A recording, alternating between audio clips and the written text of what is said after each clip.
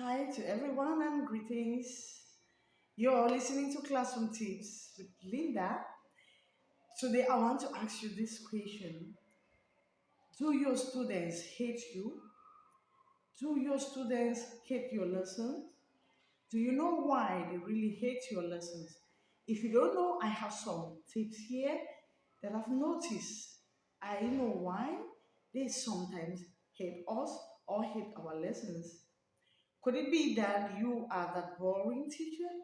Your lesson is always boring. Your lessons are never interactive. Your lessons are just the speaking lessons, no play, no games. That is one of the reasons they might hate you or hate attending your lessons. Secondly, could it be that you cannot manage a classroom well? What solution can we bring to this problem? You have to master your classroom management tips. Go back to your classroom management tips and study them well. Put them in practice. You overcome that problem.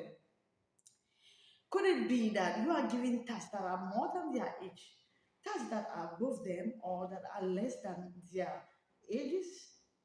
That is why they also find your lessons so boring and they don't see need attending because you are actually bringing what they don't want to hear, what is boring to their ears. They've overheard that, or that it's so difficult for them to understand.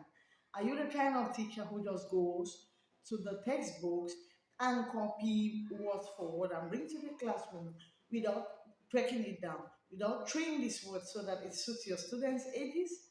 That could be one of the reasons why they hate you and they hate your lessons. So you have to, when you extract your information, make sure you break it down to the level of the students.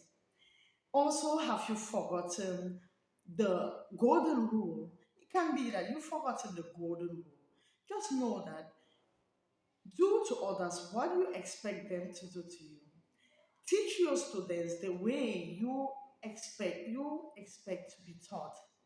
If you were that kind of teacher, for example, back in your days in school, you used to hate a particular teacher because he or she used to come to the classroom and just open the textbook and start singing or reading from the textbook.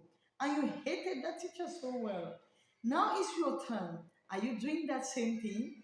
Then expect your students to hate you and also to hate your lesson. So to solve this problem, do not repeat that bad thing that you didn't like from your teacher. That is a solution to that problem. Also, are you afraid to look foolish?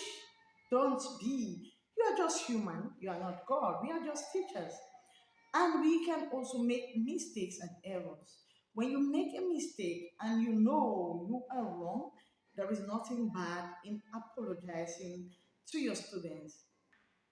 For example, a student's homework is missing and that student is insisting he gave his homework to you, and you're the teacher, you are also insisting that you didn't receive that homework. Now, if at the end you discover this homework in your bag, it is not bad to tell that student that I'm sorry, I found this in my bag. And you can even try to explain yourself to that student that you had so many things in mind and you totally forgot. There is nothing bad in that. Rather than you making that child to see that you are not that kind of teacher who claims that you don't make errors, meaning that you are God. From there, that student will hate you and will also hate your lesson. Now, also look at your motivation manners, the way you motivate your students. Are you motivating in a biased way? Are you, are you, are you biased when you are motivating your students? If your students discover that you are biased during motivation, they will hate you and they will hate your lesson. So also try to manage the way you motivate them. Try to be fair in the way you motivate your students. Also, could it be that you don't give a listening ear to your students? You must listen to them too. If you expect them to listen to you, you should be ready to listen to their problems too.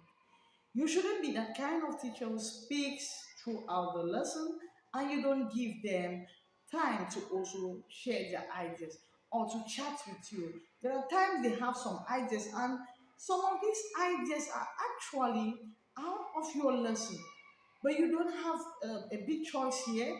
Just listen to them for a while. They might really be hurt. Just listen and just quickly look for a short solution and move on with your lesson. Don't stop that child from expressing how bad he's feeling that morning or how happy he spent his weekend. Now, sometimes allow them to make the decision in class. You are giving an exercise to them, maybe to write an essay, and you expected them to write 350 to 450 words.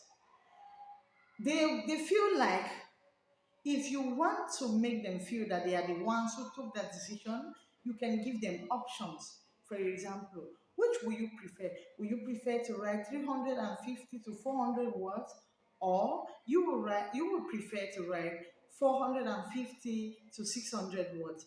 Which one would you like? You see, they will normally choose 350 to 400 words. And that is why when you make it to be an option, finally they see that it was their decision, not yours. And you'll see them working, you'll see them loving you, you'll see them also loving your lessons.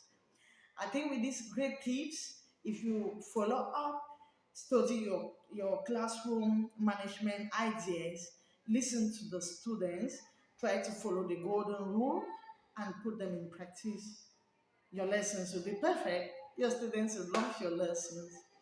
Thank you so much for listening once more. Like my video, subscribe, and share to everybody out there.